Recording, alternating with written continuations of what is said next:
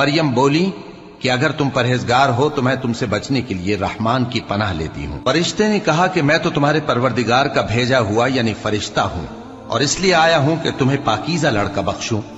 مریم نے کہا کہ میرے ہاں لڑکا کیوں کر ہوگا جبکہ مجھے کسی مرد نے بطور شوہر چھوا تک نہیں اور میں بدکار بھی نہیں ہوں۔ فرشتے نے کہا کہ یوں ہی ہوگا، تمہارے پروردگار نے فرمایا کہ یہ مجھے آسان ہے اور میں اسے اسی طریق پر پیدا کروں گا تاکہ اس کو ہم لوگوں کے لیے اپنی طرف سے نشانی اور ذریعہ رحمت بنائیں، اور یہ کام مقرر ہو چکا ہے۔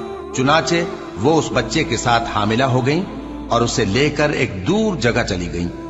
پھر درد ذہ ان کو کھجور کے تنے کی طرف لے آیا، کہنے لگی کہ کاش میں اس سے پہلے مر چکتی اور بھولی بسری ہو گئی ہوتی۔ تب ان کے ٹیلے کے نیچے کی جانب سے فرشتے نے ان کو آواز دی کہ غمناک نہ ہو، تمہارے پروردگار نے تمہارے نیچے ایک چشمہ پیدا کر دیا ہے